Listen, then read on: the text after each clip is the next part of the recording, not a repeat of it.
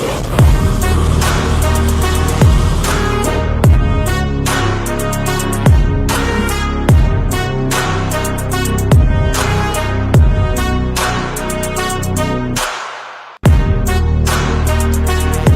in to the Wrestling Mat on this Tuesday. It's June 4th, 2024. Do I ever do the date? Is that like a new thing? It doesn't need to be a thing. If you're watching live, thanks for being with me. If you're watching after the fact, also thank you for being with me. And shout out to the chat as always. What's up, sports and wrestling guy Joe? Hello, everybody. Thank you once again for joining us on the Wrestling Mat as we get into week number 3. And we have a lot to get into as it relates to, of course, Monday Night Raw last night. A lot of happenings as they close in on Clash of the Castle. That card starting to take a little bit more shape. We'll talk about everything that went down there. A lot of Judgment Day stuff, a lot of Liv Morgan stuff. Once again, another great segment with Chad Gable, Otis, Sammy, the Alpha Academy. My goodness, are they killing it right now on Monday Night Raw. An unprompted, unexpected women's tag team title match that set up a match for Clash of the Castle, and I do wanted to get into some of the matches and how they've been set up, because we've talked about Swerve and Roddy. We talked a little about that yesterday with Dan Reichert, and shout out to him for joining us. Unbelievable feedback having Dan with us here on the show. I'll tell you what, was not planned for an hour 45 minutes, and the way the day went for me yesterday, I didn't know if I'd be on for an hour, and we get all of that from myself and Dan. I cannot wait to have him back soon, and yes, he did get emailed an invite, because we're doing evites to save some paper in this green world. He got the invite to my wedding. We'll see if he shows up in October. But I want to thank all you guys, because most importantly for this show, we did indeed last night hit 1,000 subscribers. We have gone way over it since then, so thank you so very much. It is a bit of a scary thing to jump into something like this while I have a great team behind me. You see me here behind this microphone. There's no more billion-dollar machine behind me, and you guys are making that happen. I love the community that we have been able to put together, that you guys have been able to be a part of, and I could not do that without you. So yes, we will be able to put out some more of that longer form content.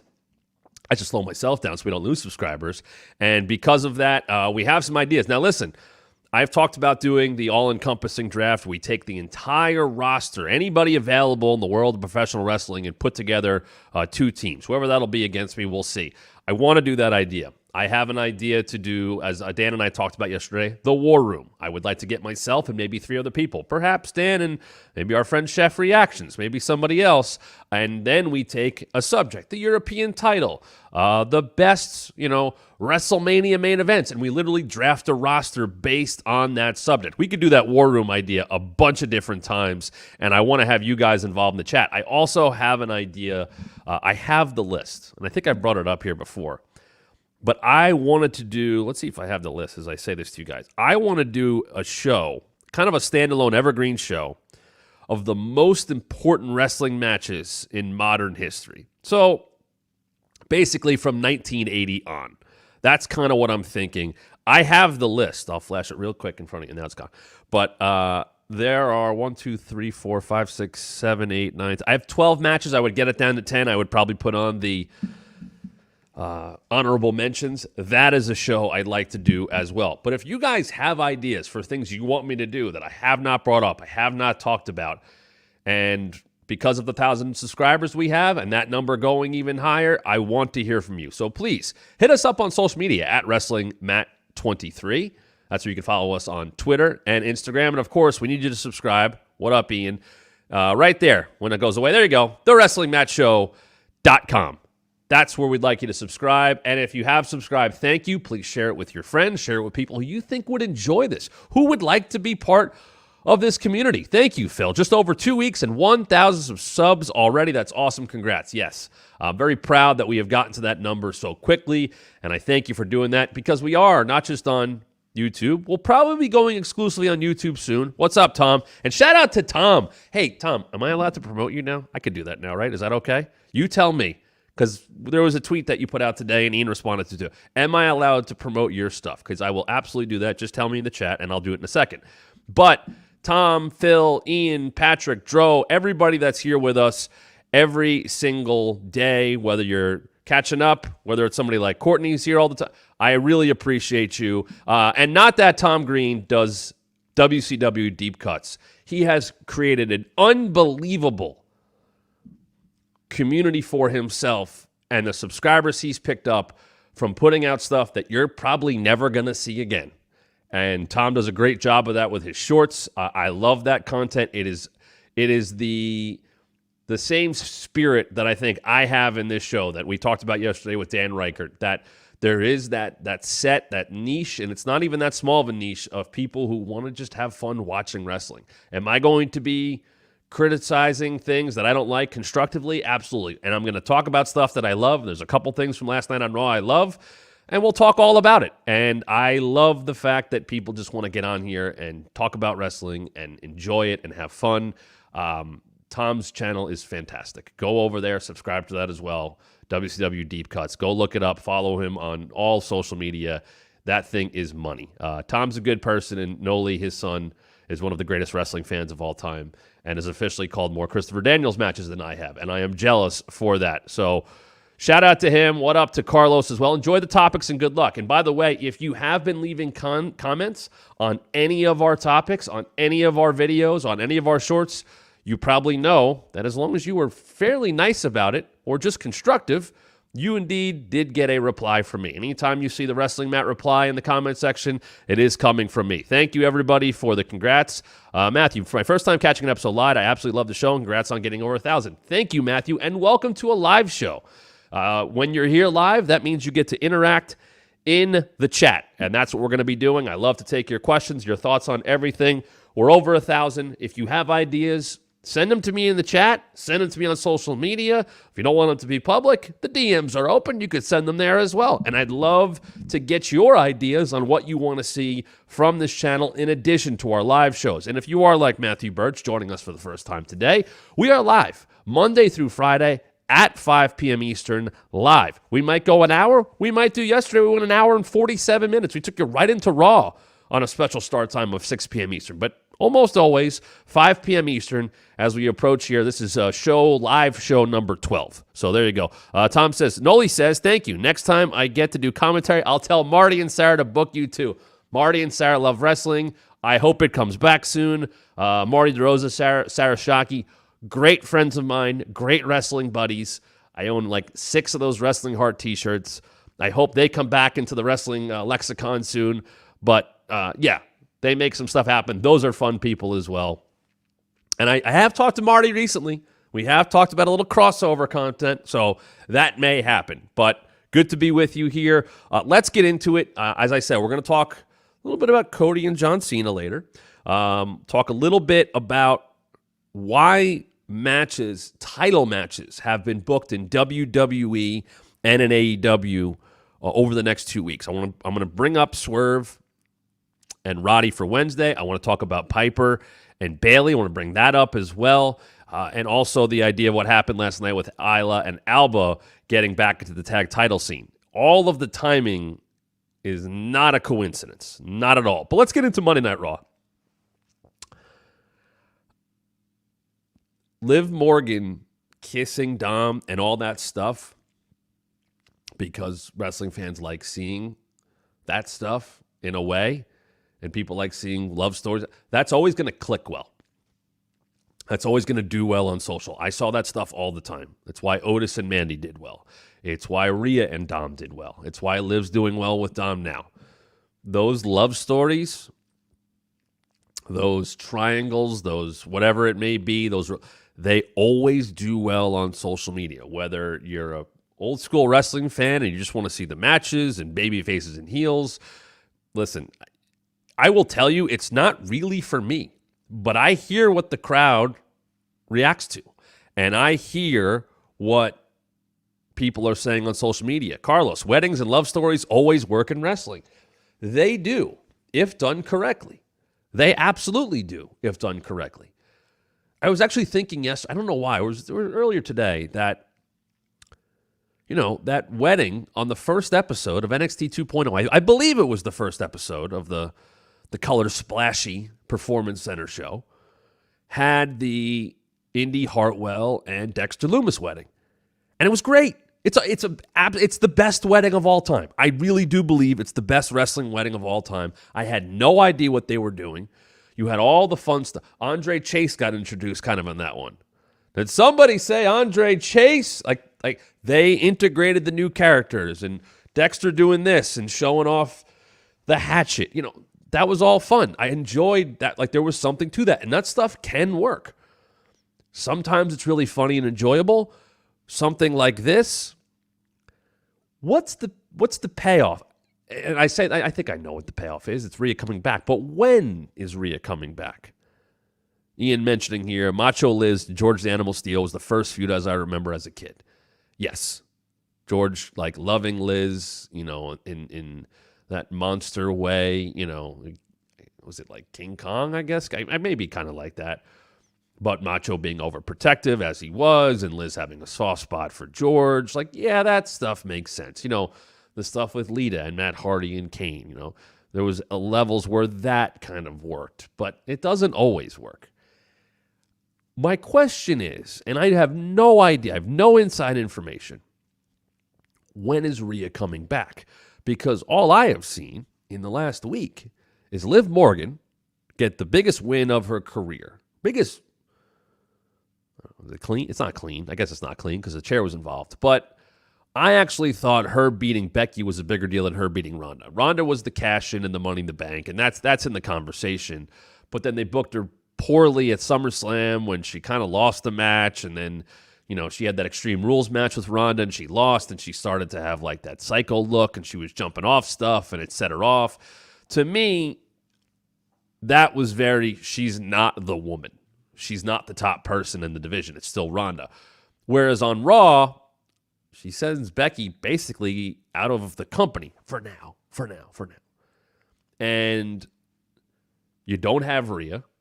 So your world champ, your women's world champ, is Liv Morgan. And it seems like it's now her division on Raw. And yeah, we saw Bianca and Jade, because they can show up with the women's tag team titles, pop up as they did last night. But it doesn't feel like anybody is stepping up to Liv for the championship. So it's a little odd to me that the champion on Raw, the title's secondary. And let me know. If I'm wrong about this or you have a different opinion, let me know. It just feels like the Women's World Championship has become a background player to the love story. And no one's stepping up to Liv. And I know like the payoff is going to be, I meant the long-term, the short-term payoff, I don't know. The long-term payoff is Rhea. Shouldn't people be going, yeah, you're all over Dom and all that stuff, but I want a chance at the title. Nobody's talking about that. At least not in a strong way. So I have issues with that. It just feels like they're waiting for Rhea, and I have no idea. Remember, she got injured the week after Mania. So we're on, 2 months right now? Yeah, she's been out for 2 months. Is she back in 2 weeks? Is she back in 3 weeks? I know the Zelina thing, very good point there, WDS, WWE. She's not healthy, mentioning her not being fully cleared. They had a back and forth. But you're telling me, even if there was a plan, that next up is Zelina and she's not cleared yet? It's a big storyline. I don't want to. I've talked about this when it comes to Rhea. Rhea missed like 100 days because I think she had a concussion or something a couple of years ago, and she stayed active on television. But that was kind of out of necessity. It feels like Liv's entire story right now is Dom and not the title. And I don't want the championship to be an afterthought for her, as Matthew just brought up. Elliot thinks Lyra's going to be a short-term challenge of her. Yes. And I think we're getting Lyra and Io next week. And Io's still angry about losing. I saw, she's still mad. She was mad last week. I love the idea that, like, she comes to Raw every week just to be angry. It'll work. Man, I'm still pissed that I lost a couple weeks ago. All right, time to go home. All right, back at work. Well, at least she's wrestling next week. So it's fine. It's getting a lot of attention. It's getting a lot of social attention. Liv, there's the sign in the back. Liv is afraid of Rhea. Well positioned right there. I wonder if they planted that sign. Nick Khan loves signs. You guys know that? Nick Khan loves the signs. They have been getting a little bit more attention, and I think some of them have been passed out at times. If you remember, and I hate bringing up Attitude Era stuff, but you flipped on Raw in 1998. A lot of this.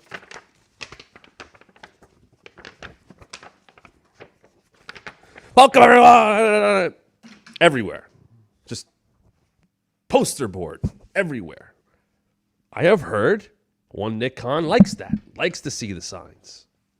Maybe some signs have found their way into the audience via WWE means.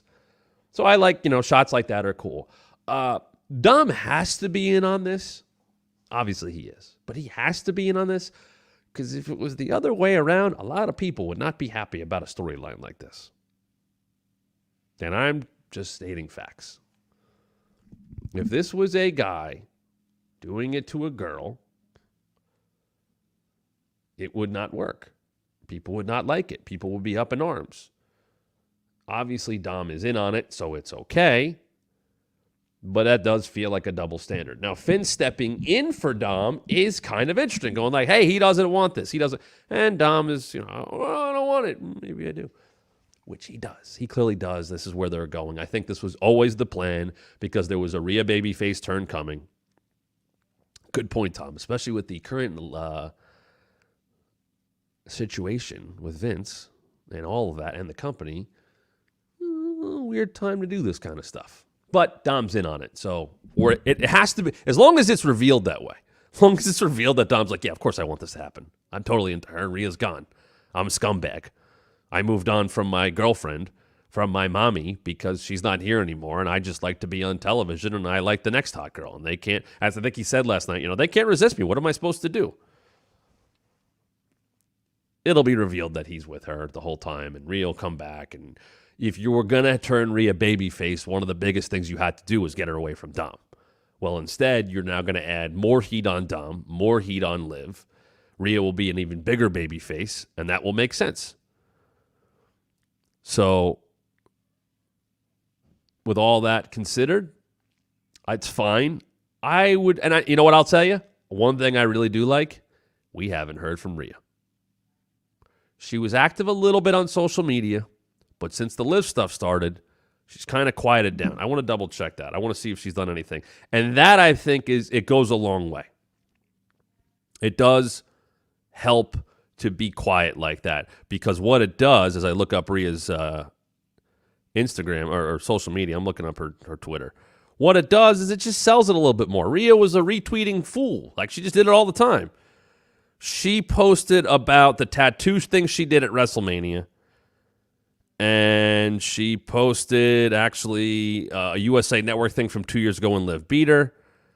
But that's pretty much, she is not acknowledging what's going on with Liv at all.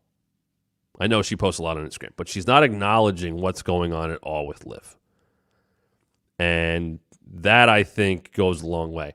A lot of people, I saw Jordan Grace post about this. I know she's got Stevie Turner tonight on NXT before her Battleground title match. She's like, if this doesn't end with a custody of Dom match, yeah, that would be fun, but does anyone, why would Rhea want him back? Unless that is the match. And he's like, oh my God, I'm so sorry. I'm glad you're back. I didn't want anything to do with her. And, they put up his custody and the whole time he's in on it. You could do that. He pushes her off a ladder. Maybe they're going there. Who would have thought we could have a second custody of Dom match? Maybe they do that. Maybe she comes back and they put the title up there and they put a briefcase up there for his love or whatever. And who cares? You could be hokey with it. And in the end, Dom pushes Rhea off the ladder because he is in love with Liv and he preserves her title. And that's it. And Rhea's a bigger babyface. It's probably a little convoluted. I admit that. I just want to know when Rhea's coming back. I'd like to know that, and what is the interim. It doesn't feel like Liv's going to put the title on the line in Scotland in a couple weeks. maybe Money in the Bank, as they do start to point towards Money in the Bank, including Jey Uso, saying that he has declared himself for the Money in the Bank ladder match, which I guess you can do. I would much rather have, if you're a former winner, I don't have a problem, or a former world champ, I don't have a problem with declaring yourself and Adam Pearce, Nick Aldis giving that the rubber stamp, thumbs up or whatever. But Jey has not won one of those matches. Jey is not a world champion. I don't love the idea of him just declaring. Cool shot in the crowd. All that stuff's good. But it's weird, to have qualifying match for King of the Ring, to say that's for a title shot, and then he could just declare himself for Money in the Bank. I don't love that. I don't think it's great. RM, love the content. Just came out a report that in the month of May, CM Punk and Jey Uso sold more merch than Cody. Do you think if Cody was on Raw, they would hurt his popularity? No. I also think, and I said this the other day on one of these episodes, that Punk always has his fans. Punk made fans back in 2011 that he never lost. That wished for him to come back, that watched his bad UFC fights, that watched his acting endeavors, that his attempts to write comic books, that followed him to AEW, that drew the crowd that he got when he showed up at AEW, and the stuff in Chicago. There will people that will stick by Punk forever. He has cultivated that kind of fan base. And when he showed back up in WWE, people who hadn't watched WWE in a while followed him back.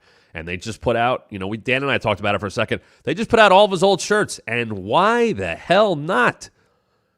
Those shirts are 10 years old. For some people, they've never seen him before. But they might love that guy and go, I want that shirt. I want that shirt. I want that shirt. Those shirts are 10, 12, 13 years old. Some of those predate the pipe bomb. It's a smart move.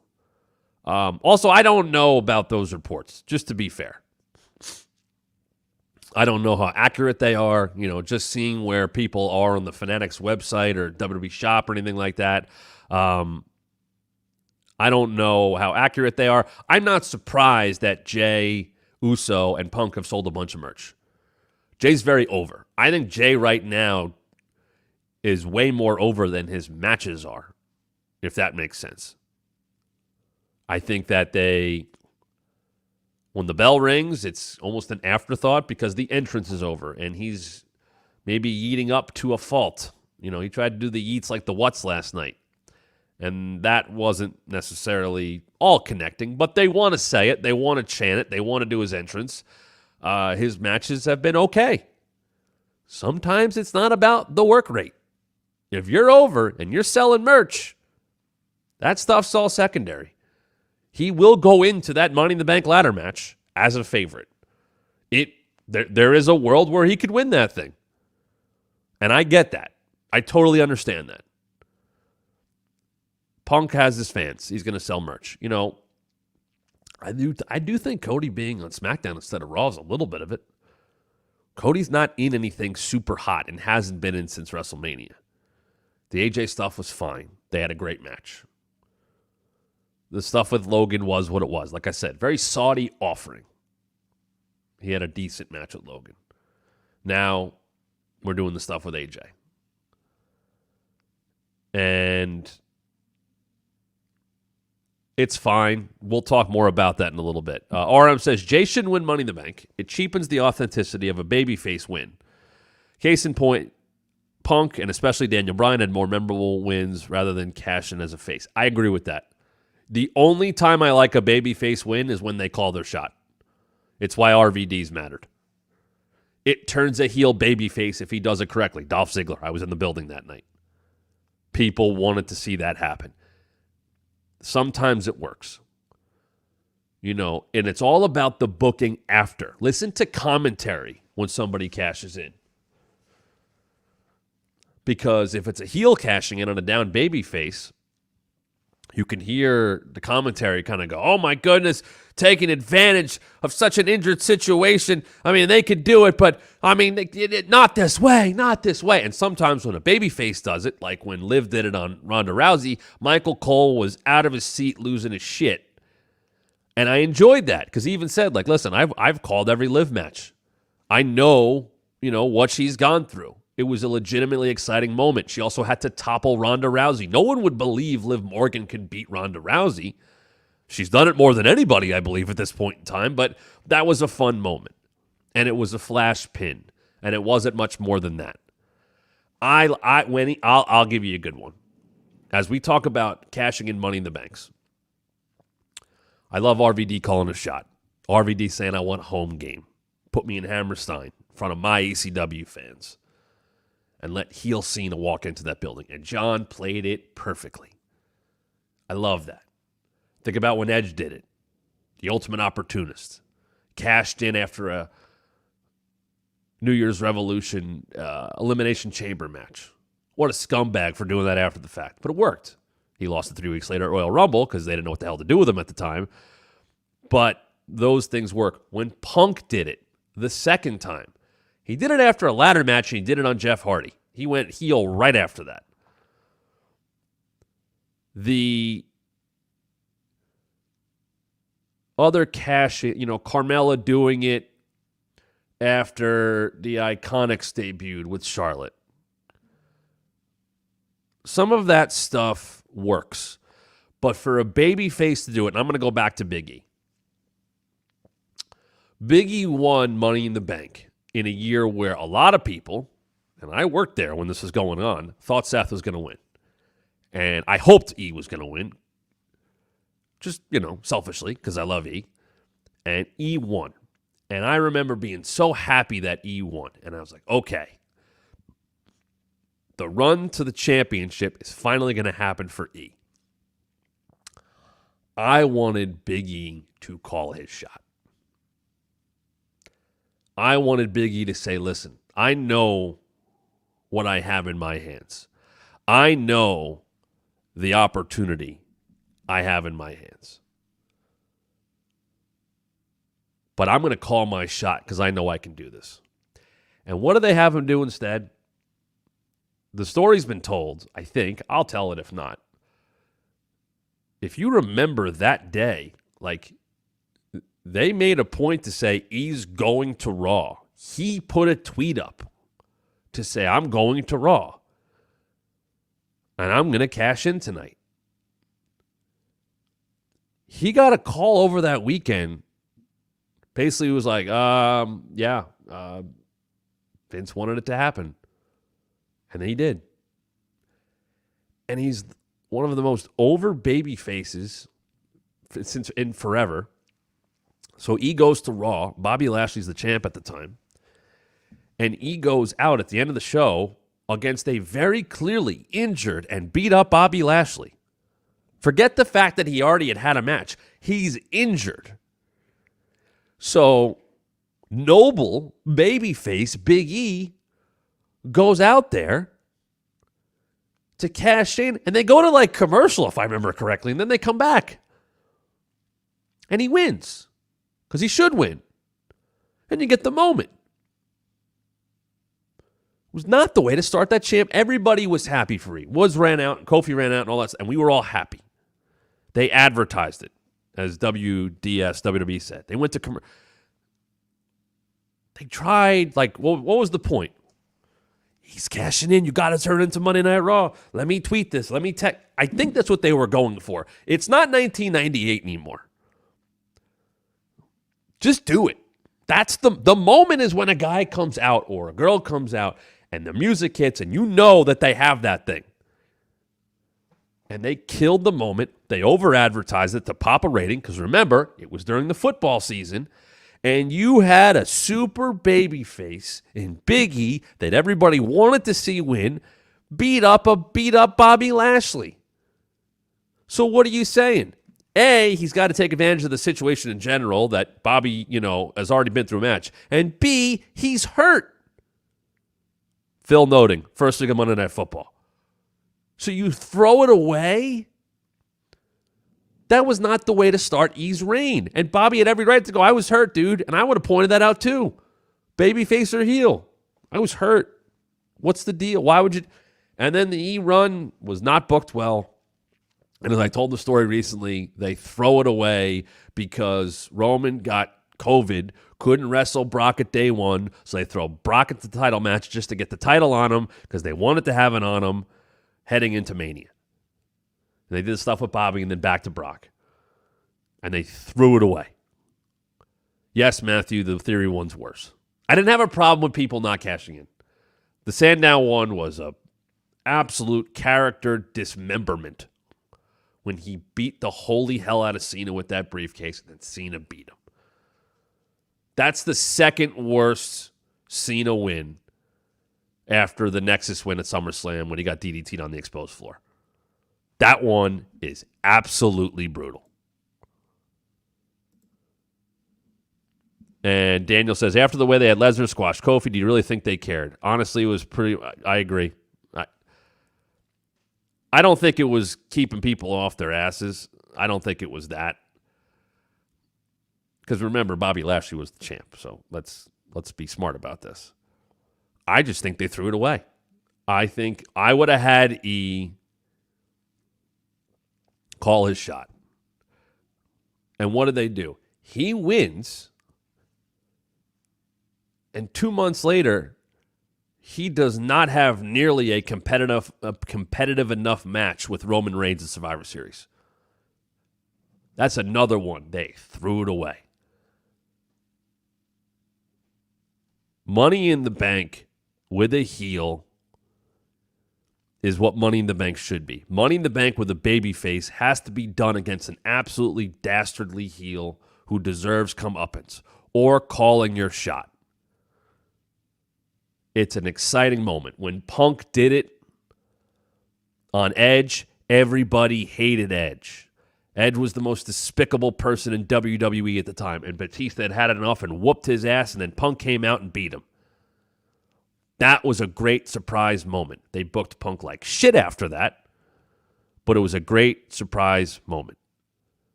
Seth cashing in at 31 made Seth Rollins. Had a whole conversation on Busted Open on Sunday about the 10-year anniversary of Seth turning on the Shield. That happens 2 months after WrestleMania 30. I forgot Seth deals with Ambrose and all this other BS for a while and then becomes champion for the first time at WrestleMania 31 like a year later. It took a lot of time to get there.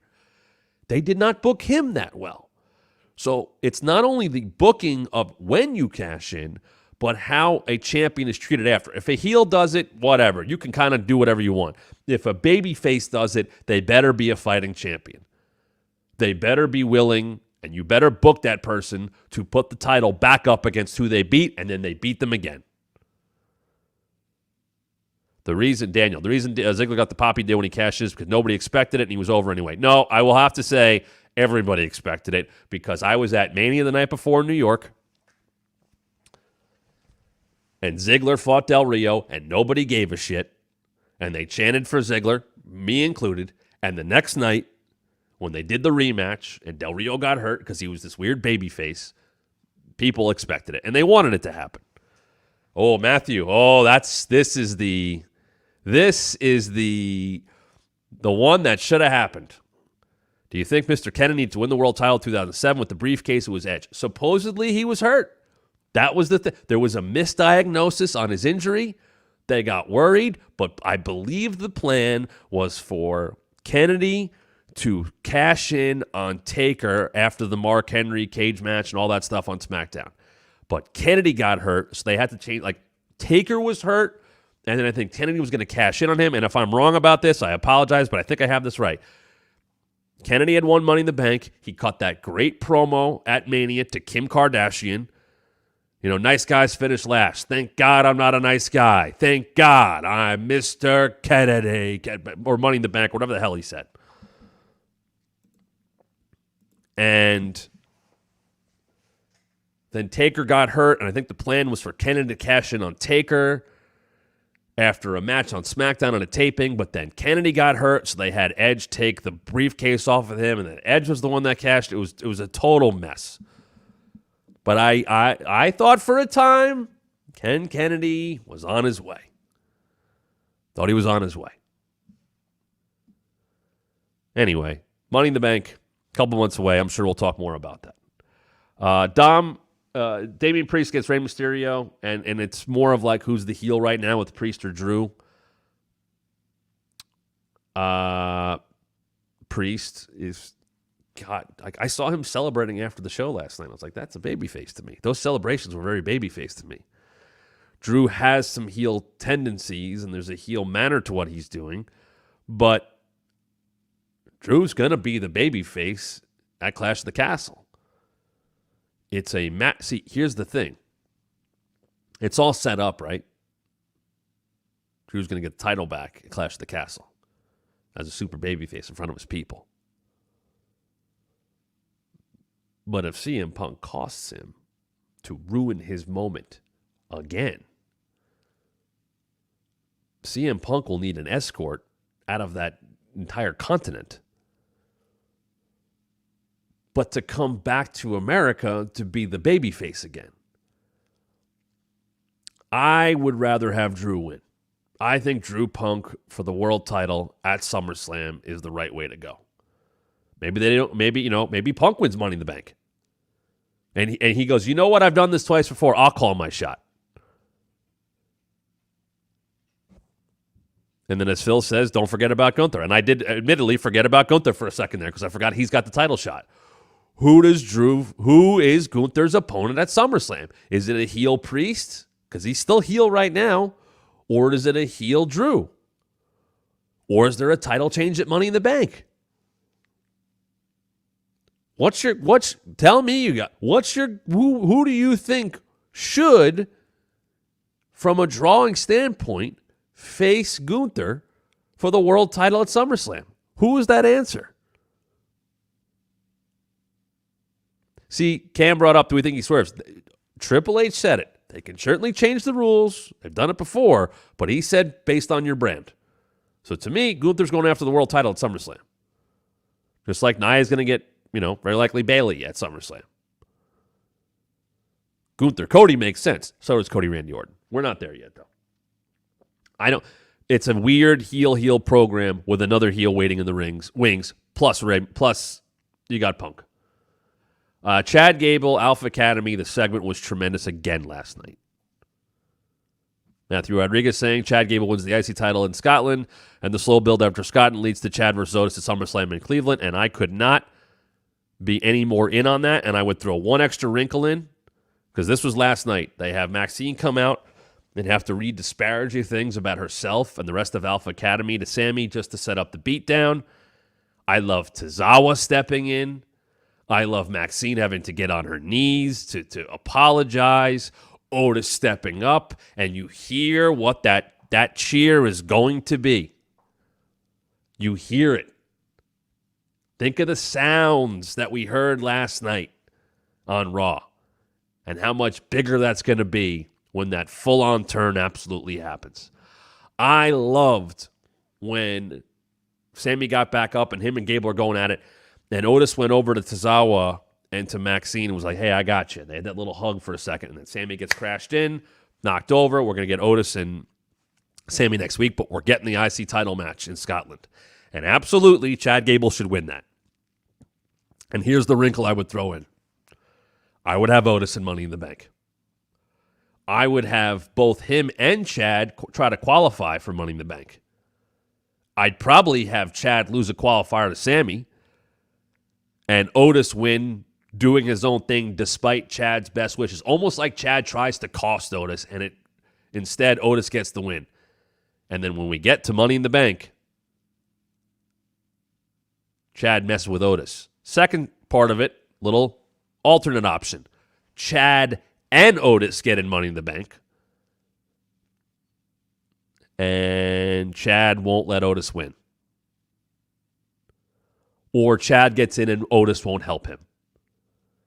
You gotta go there. Cam says, Otis reminds me of modern day Hacksaw. People don't realize how over Hacksaw used to be. Tom says, last night was a beautiful game of showing the fans what they want and taking it away to make the desire even greater. I could not agree with that anymore. We know what you want. We're not paying this off. on the June 3rd edition of Monday Night Raw, 2 weeks before a pay-per-view? Hell no. Hell no.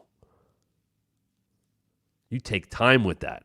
Dylan Barbera, how would you throw the Creed brothers in the mix? Yes, that is definitely something that could come into play.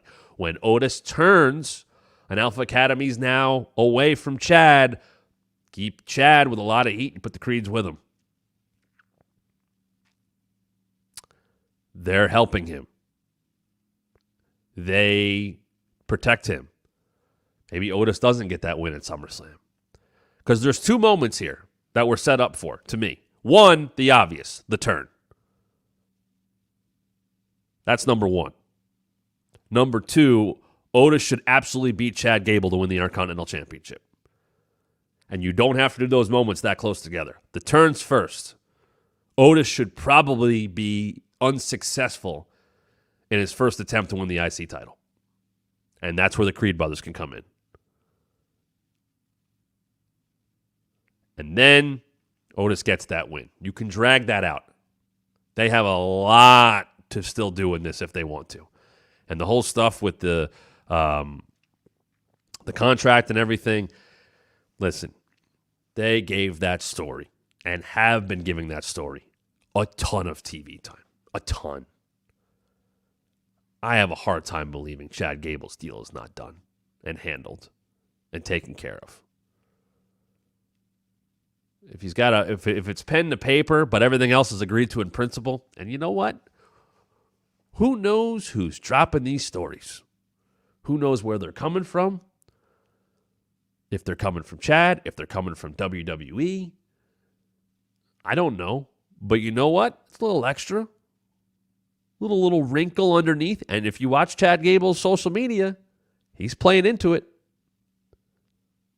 He is absolutely playing into it. Go look at that Tiger Driver he posted. He knows. It's a little extra wrinkle. Not something you're going to hear on TV. It's just a little extra wrinkle. Cam says, real ones watch Hacksaw vs. $1 Million Man. Absolutely.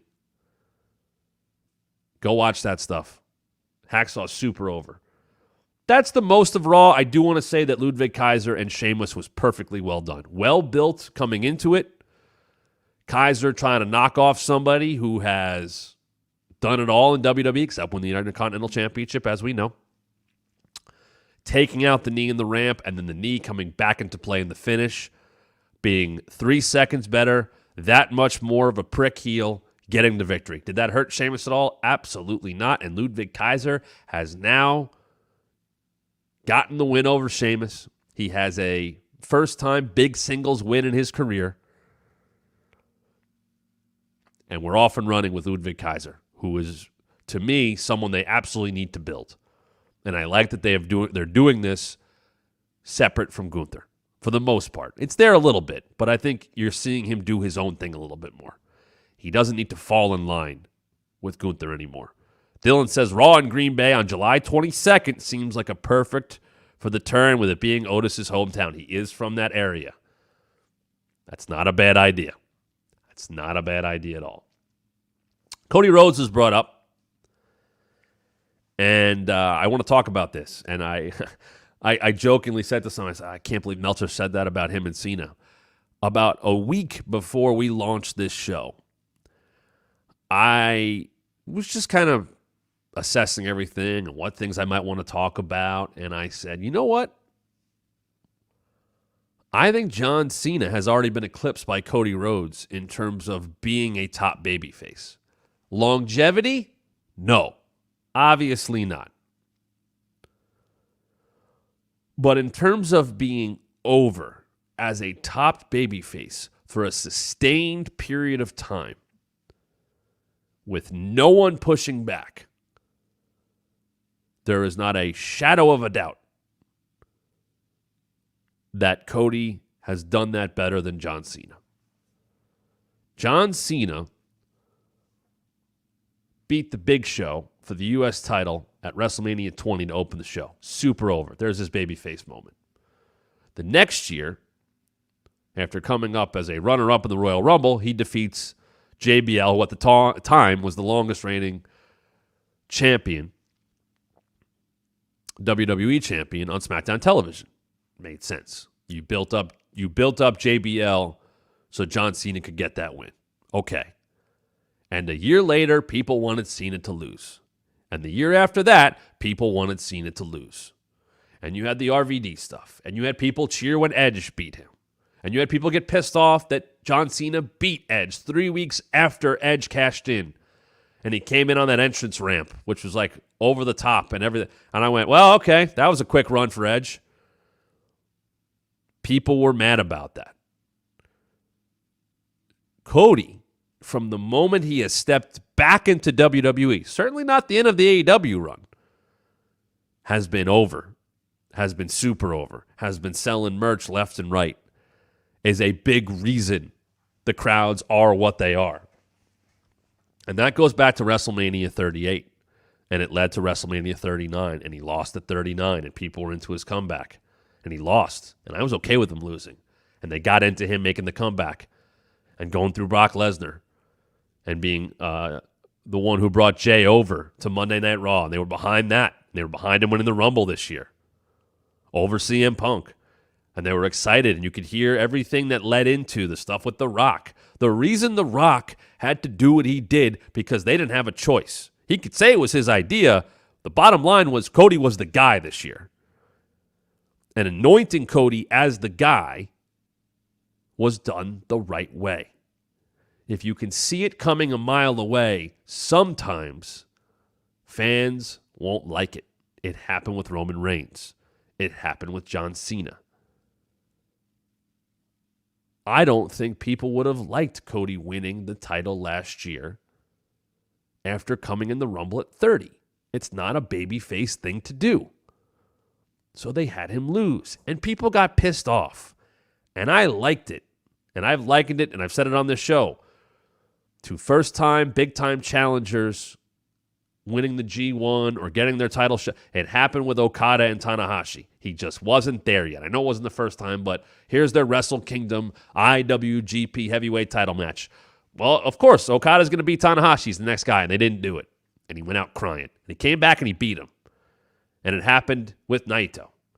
Didn't do it the first time. Then he came back and he won it.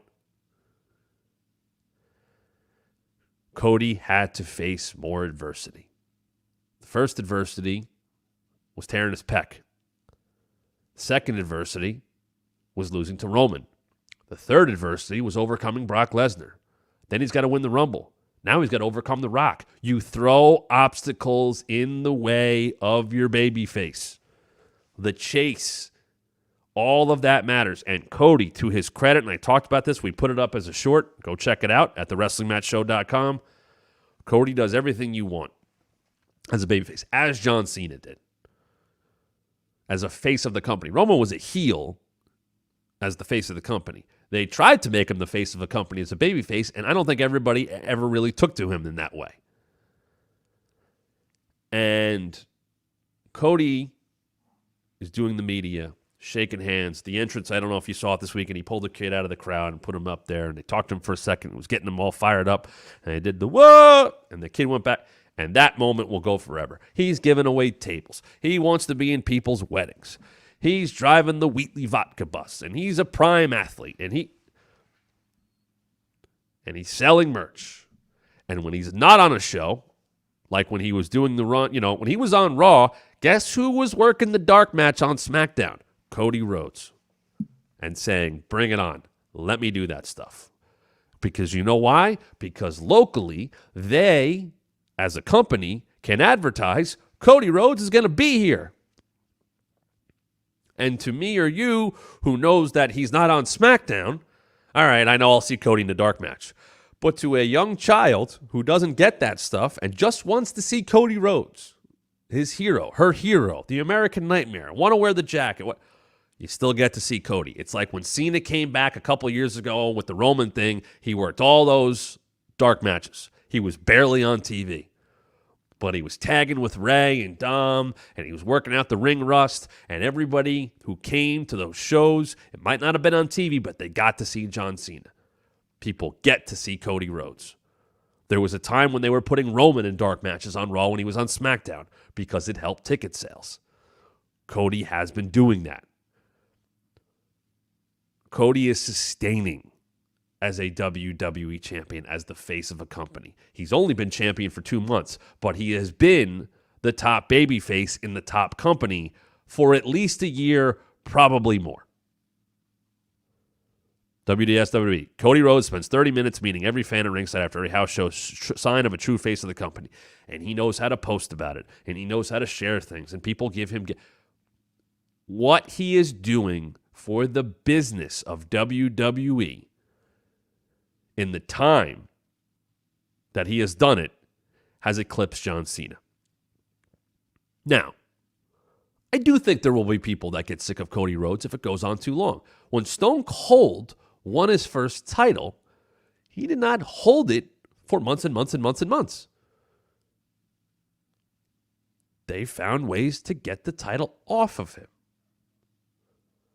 to move it around, to have him chase again, to throw obstacles in his way.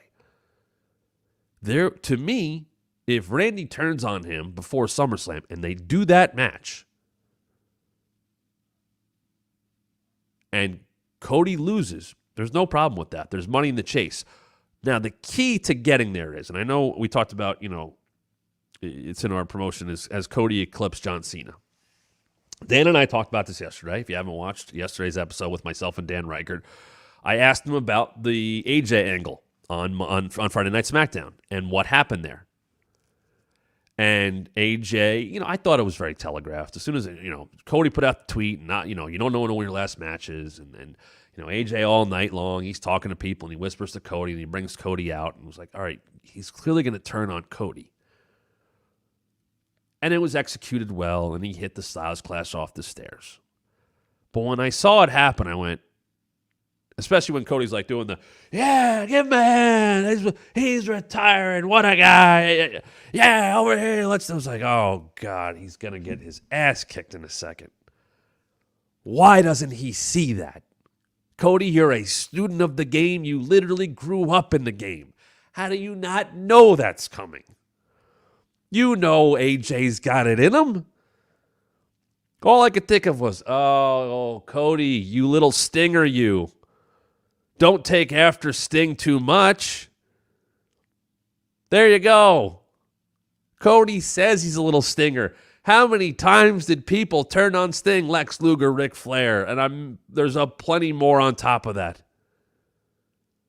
I hated when that happened too often because it made Sting look dumb. And he was too nice. And I don't want that to be Cody. And I will say this. There is a way to work that in. Cody has the glow of being a WWE champion. He vanquished Roman Reigns. He sent The Rock back to some MMA movie. He is on SmackDown. All right, AJ Styles. What a great opponent. I'm happy to face him. What a match we had in France. All right, Logan Paul, I'll take you on. Oh, the U.S. title's not on the line? Oh, I talked all about it, but that's okay. Don't worry about it. And we'll go to Saudi Arabia, and a local will help me win. All right, we move on. All right, now we go back to AJ, I guess, because nobody's lined up for Cody. And AJ lures him in. Bang! Whoop his ass on SmackDown.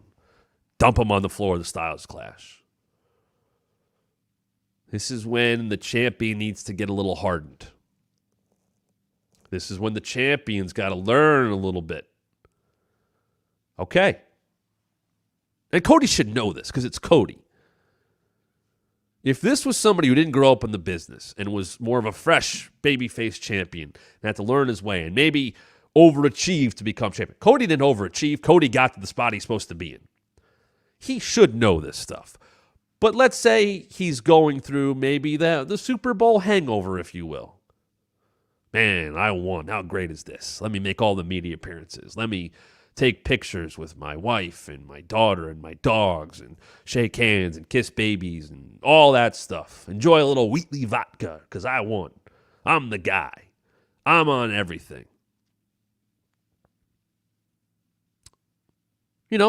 Maybe he's maybe he's enjoying it a little bit too much. So AJ Styles dumps him on his face. So you have a little heat going into the second match. Okay. Maybe he needs a little help dealing with, I guess, the OC or whatever the hell they're called now. Who could help him?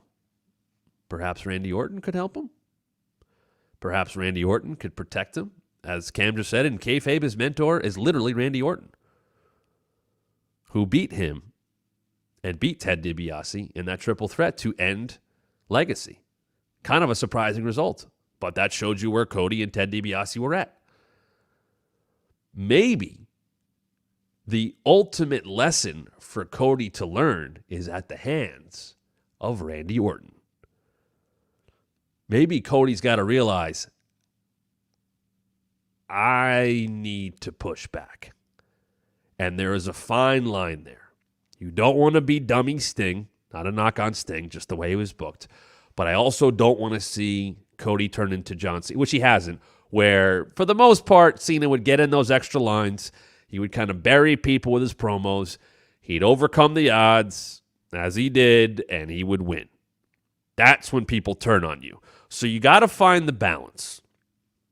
I don't want Cody to be a dope and get run over, and I don't want him to be Cena where he owns every heel he faces and even does some, mean stuff or says mean lines or is a little heelish in his ways. Hogan did that. Hogan would choke people with his shirt.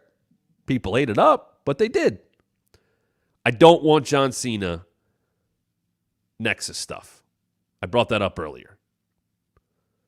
John Cena getting DDT'd on the floor and coming back 2-on-1 against Justin Gabriel and Wade Barrett, who should have been the guy, or should have at least been a main eventer for 10 years. Wade Barrett is the biggest missed opportunity in WWE of the last 20 years.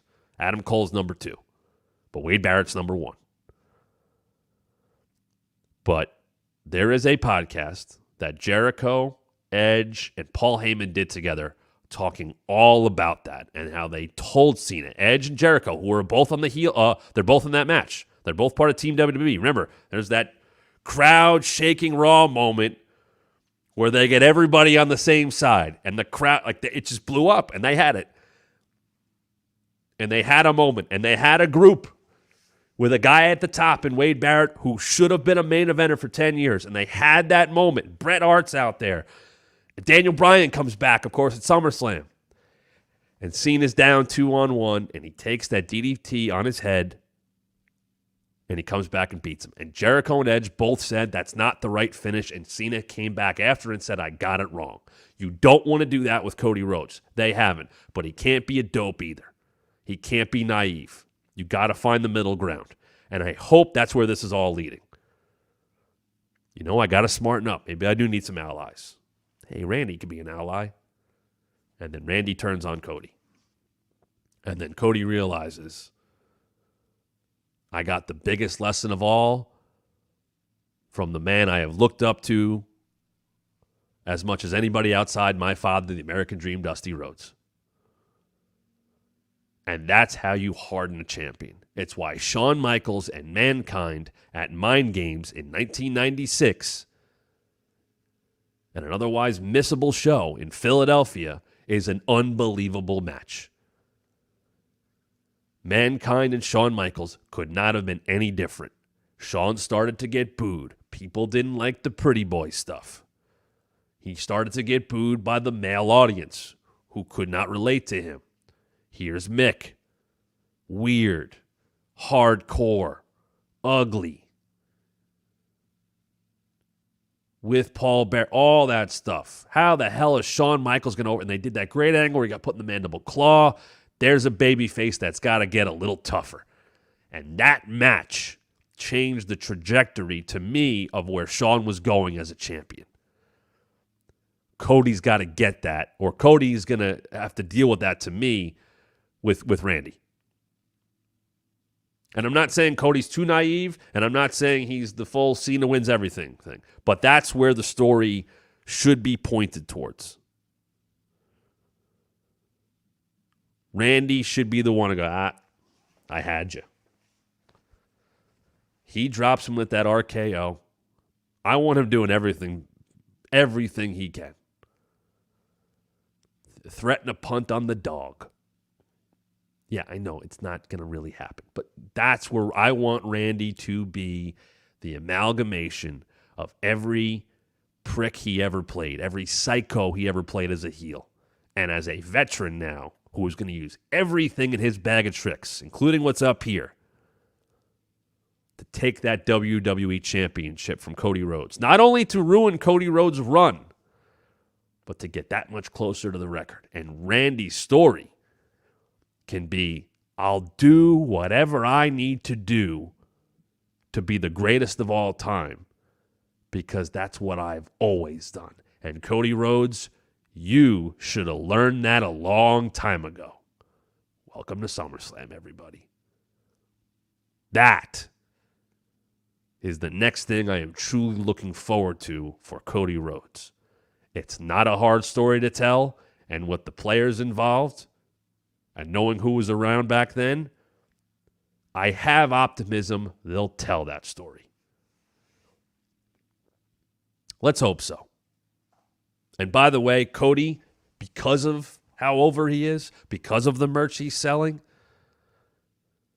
because of all of that, a loss will not hurt him. It's another chase for Cody going to Randy. Does that go to Survivor Series? Does that go to Royal Rumble? Dear God, I don't think they'd ever do it because he's a cash cow, but if you put Cody on the sidelines for 3 to 4 weeks and let Randy gloat in that,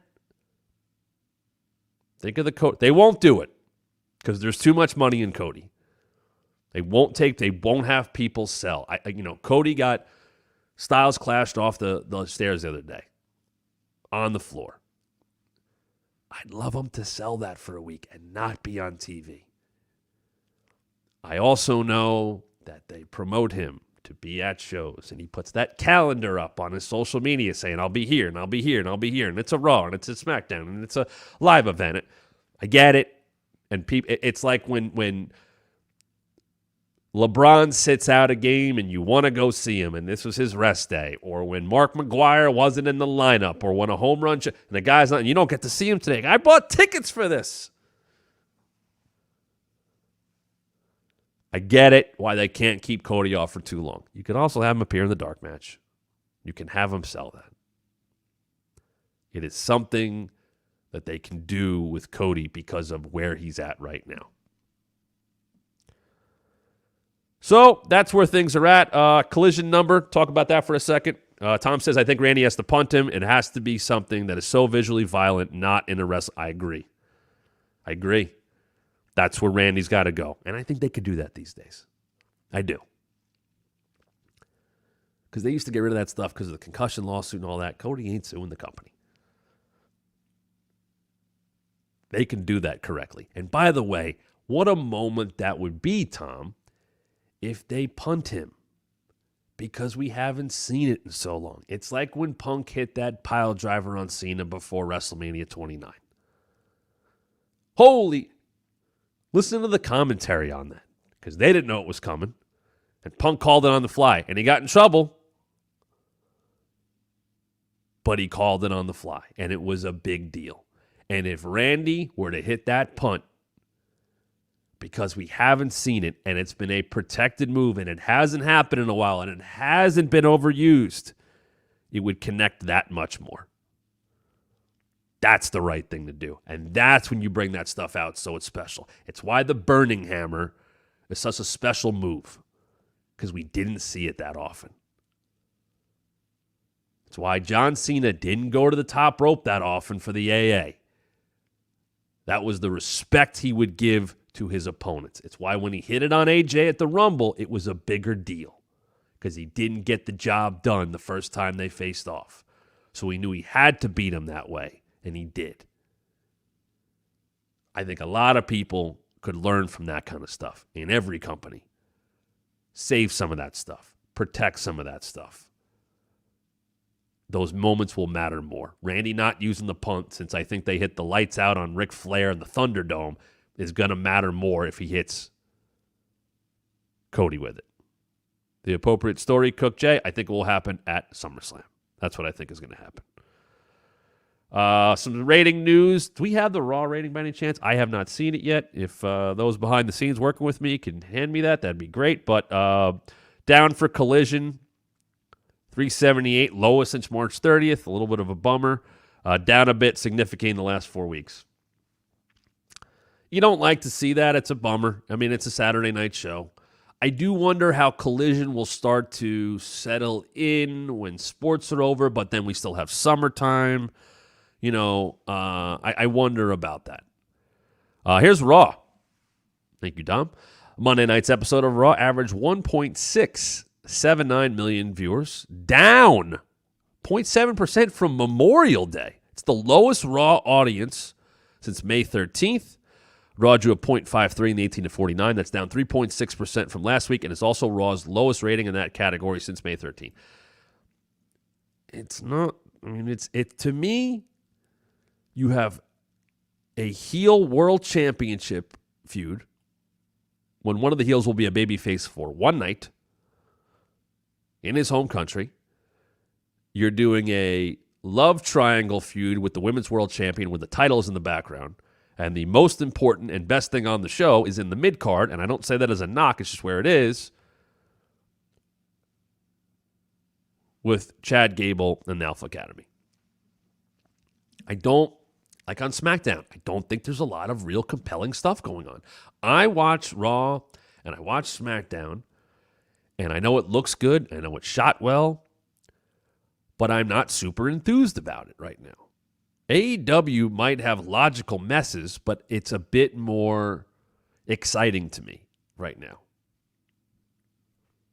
Now, speaking of that, let's talk about championships and how they've been booked. Dan and I spoke about Roddy and Swerve getting made for Wednesday.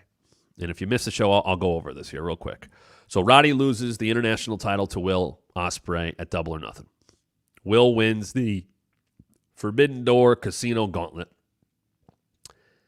And he gets the shot at Swerve. A bit surprising. Here's a month to build that match. Okay. Not predictable. Thought we were going to see Will and Swerve at Wembley? We still can. But we're also going to see it at Forbidden Door. Roddy gets the match with Lio Rush. Beats him. Not happy that based on the rules of the Casino Gauntlet with 21 men, he was supposed to be next to enter, but the match ended, which I like that part of the match. Like I said, a little rules graphic would explain that better.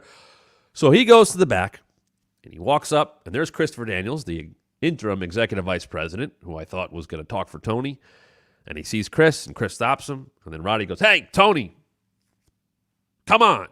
I just won that match. We're both neck strong. I should have been in that battle royal." Well, the rules didn't work in your favor, buddy. Sorry. Nope, Tony didn't say that. I would have been I would have gotten that shot. It should be me. Give me that shot. And Tony goes, "That's a great idea. I think that's a great idea for this Wednesday at Dynamite. We're going to do it." So why kill the rules of the Battle Royal? So is that everybody's excuse now? Every gauntlet match that they have, that Casino Gauntlet match, not Battle Royal, does everybody get to bitch that based on the rules they didn't get in the match? And then Swerve, at the end of the night, cuts a good promo. All you had to do there was have Tony say no, Roddy get frustrated, storm away, and Swerve at the end of the night goes, "Listen, I'm a fighting champion. Roderick Strong is a hell of a competitor. I know what his win-loss record is, and a lot of people have brought that up, and I understand that. And that's going to lead me to something else and coming up in a sec with a title match coming up at Clash at the Castle." But all you had to do there was Tony deny him, point to the rules, have Daniels back him up, say, "Roddy, you lost. You lost at Double or Nothing. You didn't get into the gauntlet. You'll have to live to fight another day, and you'll have to fight another way to the title." And then Swerve at the end of the night cuts that promo and goes, "Hold on. I'm a fighting champion. My grills say AEW champion. I'll take on everybody." So you know what, Roderick Strong? I will face you on Wednesday for the AEW World Championship. I will prove I am the man in this company. Now the babyface gets to take the match. He makes the match. Did he make it by mistake? We'll find out on Wednesday. And then it gets sanctioned. And you go, okay, the champion demanded it. I will give him what he wants. He's a fighting champion. The AEW World Champion, Swerve Strickland, will put his title on the line against the former international champion, Roderick Strong, and his win-loss record. You show that, and the winner will go on to Forbidden Door to face Will Ospreay. And then you have the commentators play up. Will it be Ospreay and Roderick Strong again? Or will we get an unbelievable first-time dream match in AEW of Swerve Strickland and Will Ospreay? It's the same match. You can still get to that match. I have no problem getting to that match. But you let Swerve make it because he's a fighting champion. Just like Will was a fighting champion. That's why these two are going to collide. Because they're proving themselves. And they'll do it by putting themselves... If it's where the best wrestle, that is how babyfaces should look upon potential opponents, especially champions. AEW is where the best wrestle. I'm the best. I'll face you, Roderick Strong. You want the best? You want the championship? I'll see you on Wednesday. And you still get to that match. And it will be a great match on Wednesday. Because Roddy's really good, and so is Swerve. And you have Will keeping an eye on that. And Will should have a gripe, by the way. He had to go through CMLL guys, New Japan guys, AEW guys, days after beating Roderick Strong. He won that match. Roddy gets to go, I didn't like the rules. Give me a title match. Here you go. No. Thank you, Hollywood Blondes. I enjoyed doing that. I was just presenting it. If I was doing creative, that's how I would present. Now, I got a comment that I answered today saying if I didn't like what they did with Swerve and Roddy and how they got to that match, then what do I feel about Piper Niven taking on Bayley? And it's a very fair point. And I will address why there is a fair comparison to be made. Piper Niven has a tag title, or a tag match win over Bayley. She beat her up. Bayley wanting that match makes sense. Okay, fine. What my issue is with that, they know and have known for a long time that they were going to Scotland. And if you know that, and if you want to put Piper Niven in a title match in her home country, then have her win matches for a long time leading up to that. AEW does a good job of that. It is the point people are making with Roderick Strong. Look at his win-loss record. Why wouldn't he be able to have a title shot based on that win-loss record? And that is a fair point. If WWE knew they wanted to put Piper in a title match, in a marquee match, in her home country, then heat her up sooner. Not just quickly. If they want to put Alba Fire and Isla Dawn against Bianca and Jade for the women's tag team titles in Scotland, because it's another hometown, home country match, then don't introduce them onto the scene a week and a half before a match happening. Why wouldn't you heat them up sooner? Simple. Some people don't know who Phil, Alba Fire and Isla Dawn haven't wrestled on TV since I can remember. I think not that anybody saw it. Alba lost to Natty last week on Main Event by the sharpshooter. Oh shit, we're in Scotland. Let's get her on the show. Great, she should be. She's awesome. They've barely wrestled. They got thrown onto TV to lose to Shayna and Ronda to get rid of the NXT Women's Tag Titles. Just, you can heat people up underneath. AEW does a good job of that. I will give them credit. They don't always use it, but you can point to Roddy's win-loss record and at least justify, you know what, he's had a hell of a year.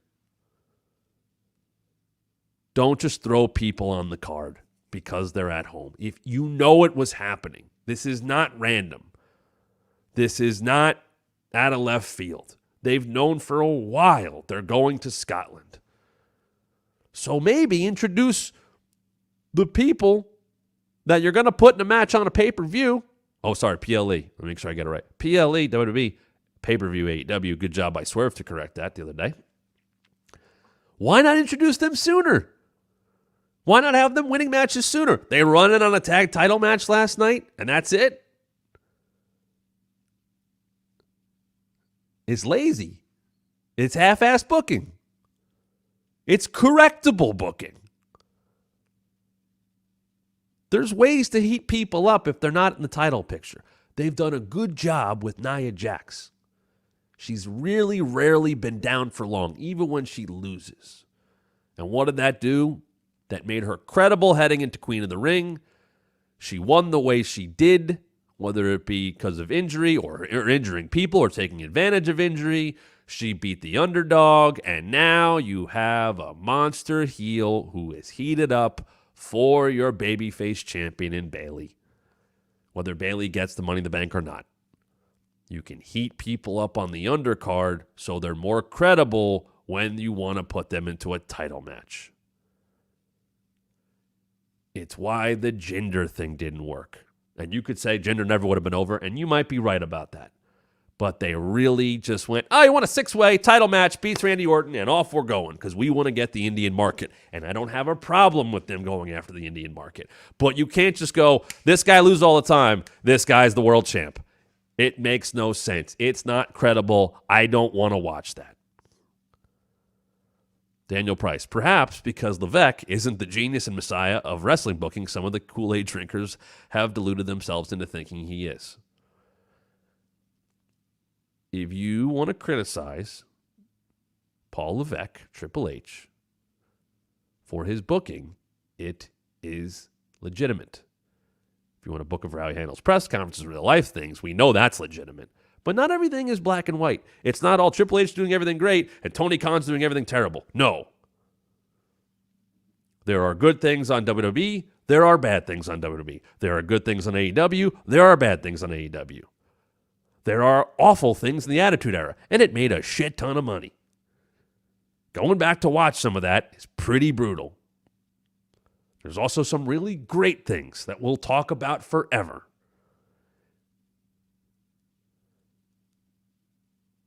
If you look at Triple H's booking, I also know that it's not just him. He's at the top. But this is not 30, 40 years ago. There's a lot of people with voices that are heard, and more so than they were heard under Vince, that are making an impact. So, I can absolutely criticize how they are putting together title matches because they're just going, well, we're in Scotland, we'll do that. Yes, I am happy that Piper Niven is getting that match. But why not build her up more? I get it. It's a June pay-per-view. I get it. You're not going to be back to Scotland for a pay-per-view in quite some time. You're going to get a rowdy fan base there. That's fantastic. Wrestling companies should kill to know they're going to get that kind of reaction. Because they're going to walk in there and know, like, they can bank on the fact that that crowd's going to be great. I don't know if they knew that about France. They found out real quickly on SmackDown. Puerto Rico. I guaranteed that Puerto Rico was going to be an all-time crowd last year. And they were even better than I expected. But my goodness, show your work a little bit. Tom, wait. YouTube thumbnails told me that Tony is evil and Paul is great. Also, that Dutch Mantel can open his mouth. Oh, wow. For those that have seen the Dutch Mantel YouTube. But yes, the YouTube things. Yes. Tony gets raked over the coals for really innocuous stuff in the big picture. Like, oh, wow, he crapped on the company that's in a lawsuit right now. Well, he's wrong. What? It's very, very trivial stuff. But it looks good on a YouTube thumbnail. And that makes people money. Broken kayfabe, both Triple H, Borth, that's Brock or Borth, both Triple H and Tony Khan are slacking. You can point to things where they both are. Go watch SmackDown last week. That's a boring show other than the main event. It's not a good show. It's pretty boring. But they're riding a high. And they got Cody on that show. You can point back to Attitude Era stuff where Austin's riding high and it's all they needed. There's a lot of crap underneath that. Hey, Brawl for All is crap. It's on some of those shows with some of the biggest ratings and biggest Austin or Rock moments. But it's on there. Johnny, if you like SmackDown, good for you. I'm happy for you. Did $2.3 million this past week. Guess what? Bad shows draw too. It's the trends and where they go to.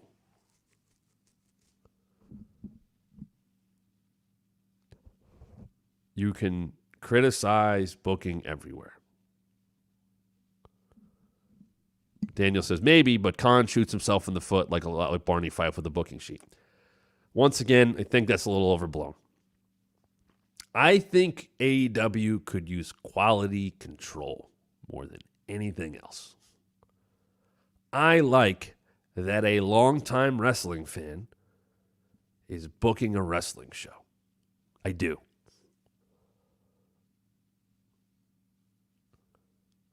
I still think everybody needs an editor, needs a little help.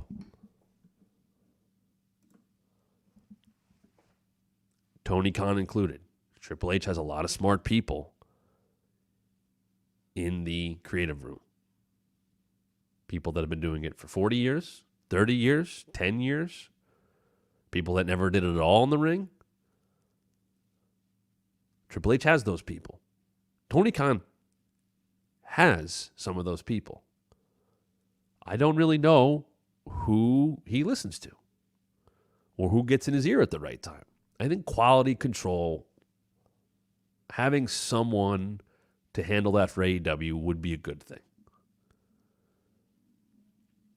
I think he let MJF book way too much of his own stuff. And I will tell you for a fact that happened in the last year. I will tell you for a fact, I heard those stories when I was in WWE.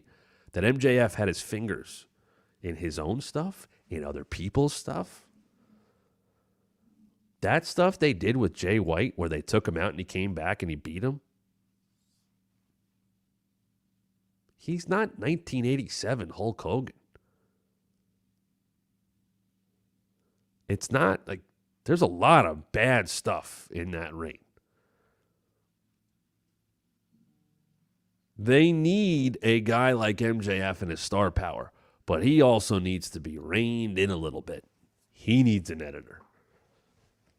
Everybody can run things by somebody else. I'm not saying have a million cooks in the kitchen. Sometimes that happens when you have too many cooks in the kitchen. I'm just kidding. But that stuff, when it happens, you got to take a step back and go, what do we do wrong here? What happened? I think WWE sometimes doesn't listen to enough criticism, and I think AEW can listen to too much criticism. Cam just said MJF was brutal last year. I don't get what the babyface run was supposed to be. I don't. That guy's a heel. We'll see what happens tomorrow night. I'm not going to assume anything. It's like he wanted to be a babyface. So they just went with it. And they did the devil stuff. They did stuff with Cole. And he overcame way too much.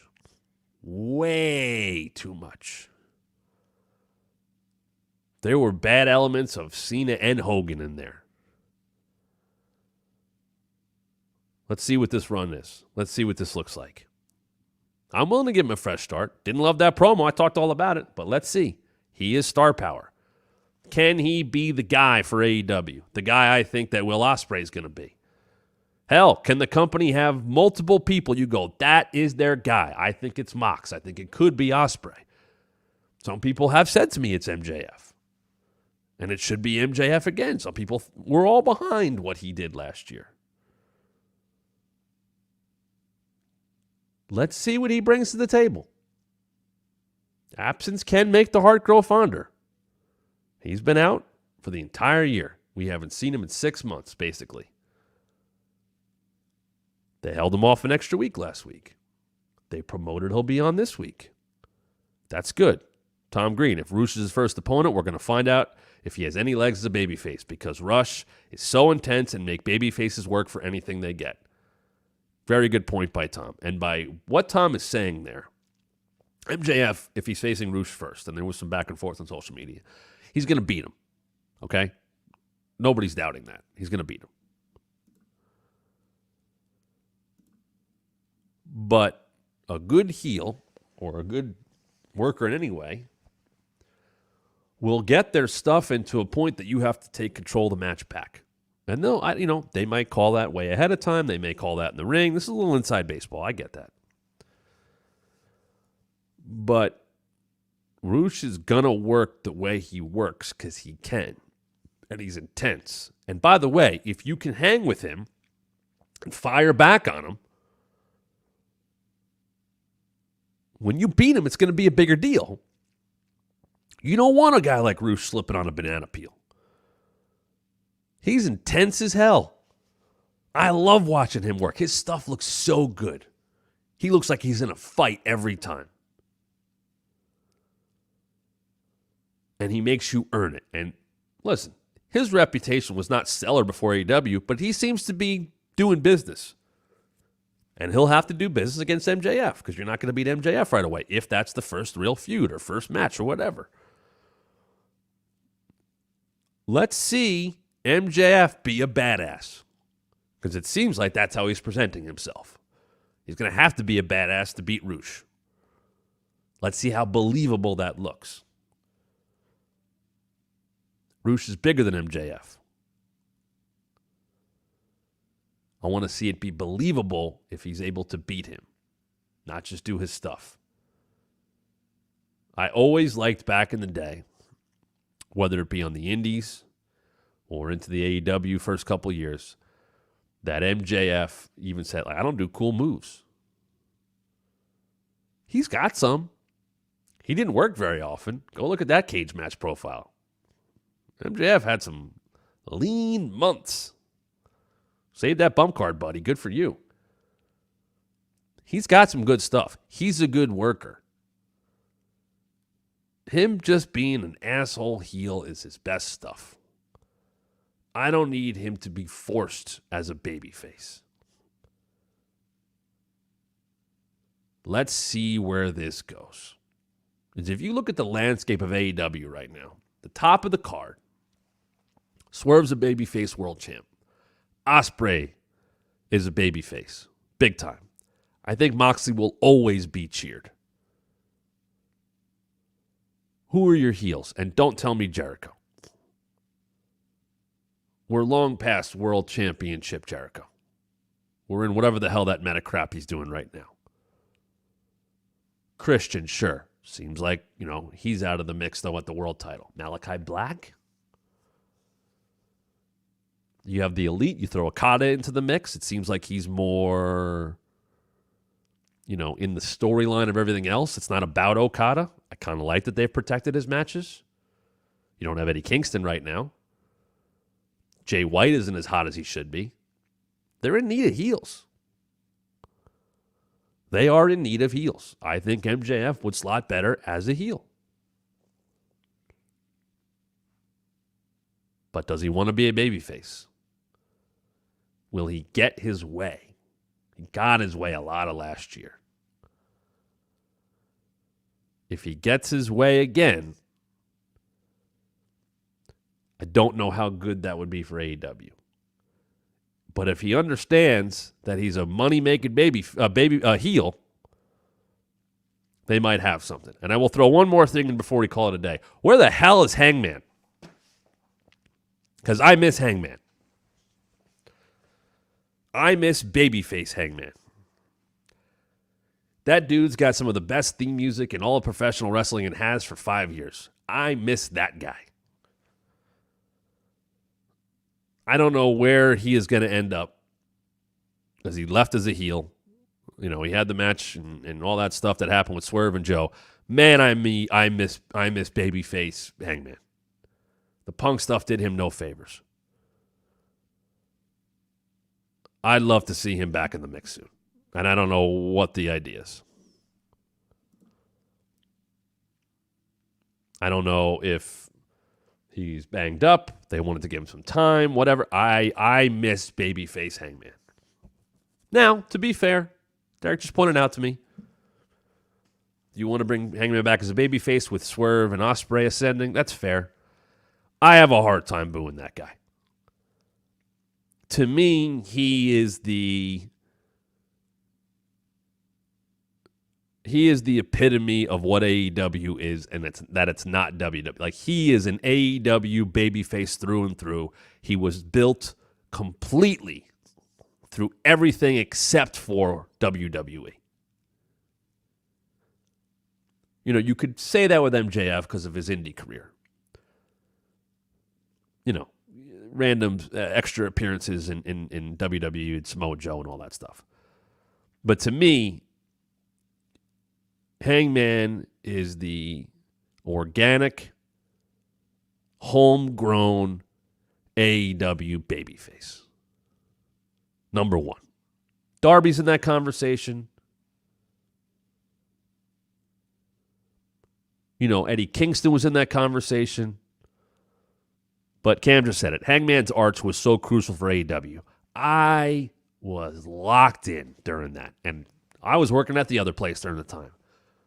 That was good shit. That was built well. Kenny did a great job with that. I miss that Hangman. They need that Hangman again. Adam Page brought people in. Adam Page is one of the guys I always bring up that if you're tuning into AEW and you hadn't watched it and you want to go back and watch their stuff, you can't. That is a guy I think that could make new fans. That is a guy that if people went back and watched that arc and they missed that story and his run and everything that went into it, I think being able to show people what he did then. Cam said he was relatable. Yeah, he was. A very real person. Talked about anxiety. Talked about real life stuff. The battles he went through. You would see him drinking. All that stuff. Who are his friends? Who are his enemies? Do I still have my friends? I'm questioning myself. It's not a typical way to build a babyface. Not super confident. Had to find the confidence. Cody Rhodes been confident since the day he stepped into WWE, and it's worked. Worked great. Hangman was built a different way. I actually happen to think that people like Hangman and how they built him kind of hurt the fact that Cody just tried to do it the way he thought he could do it. There was much more of an organic nature to how Hangman was built versus Cody Rhodes just being Cody Rhodes with the last name and the pyro and the Cody Vader and the hot wife and the EVP title and all that. I don't think the AEW fan base wanted that. That's not a babyface. That's a guy with everything handed to him. The story's different in WWE because he fought his way back, and his last name is McMahon, and the Rhodes family was put down by the McMahons for so often. And look what he had to overcome. He had to overcome that family. Then he had to getting back to the company. Then he had to overcome Roman Reigns and the bloodline. It's a much different story for Cody now. Whereas in AEW, he was already established. He's the EVP. He had all that stuff. Hangman came out with jeans and his cowboy shirt, and he had a drink, and he'd come out there and be let's go, cowboy shit. And people got behind that. That was something special. And I do believe they can get that back. Eddie Kingston is similar in a different way. He doesn't look the part. He talks the part. He fights the part. He presents himself the right way. Eddie Kingston's Mick Foley to me, just like Kevin Owens is Mick Foley to me. That can work. You talk people into the building because you have a real story to tell. There's elements in all those guys that are similar, and it works. Does that make you the face of the company? Probably not. Mick Foley was never the face of WWE. Kevin Owens was never the face of WWE. I don't think Eddie Kingston will ever be that guy for AEW, but there's a hell of a lot of value in people like that. And there's currency in that appreciation for people like that. Because it's not always about building up heels for baby faces. Sometimes you need to build up those baby faces for asshole monster heels. It goes both ways. Rewind. Hangman could never make it in WWE. There's a difference between a mark company and real wrestling show. Let me tell you how dumb that comment is. You know who was the number one most recruited person of that entire elite group before AEW was? You know who WWE went after more than anybody else before Kenny and the Bucks? Hangman. ROH days. They wanted Hangman. So yeah, he could make it. And he would have made it. Because he's good. That's some weak-ass comment right there.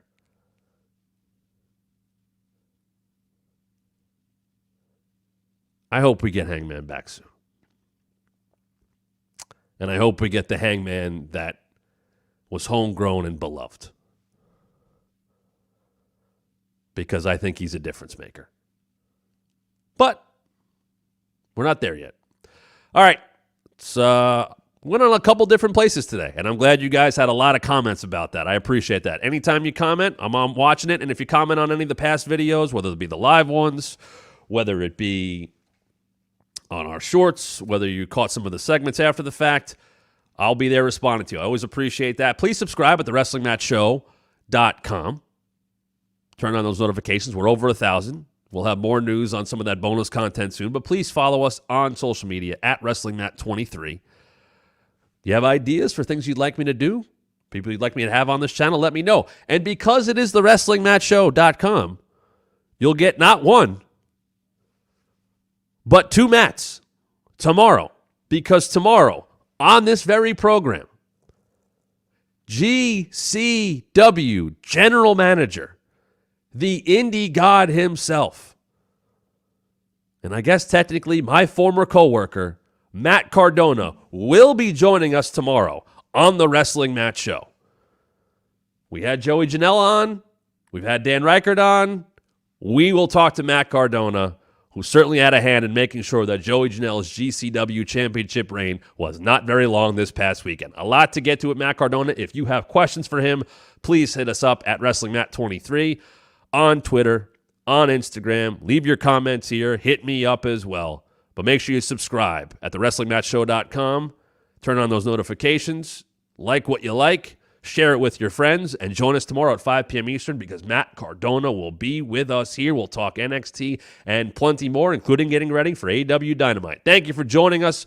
As always, in the words of the great Tim Nocky, who's having a nice little run of blackjack again, we'll be back tomorrow where we'll be talking about wrestling even more. See you tomorrow at 5 p.m. Eastern right here on the Wrestling Mat.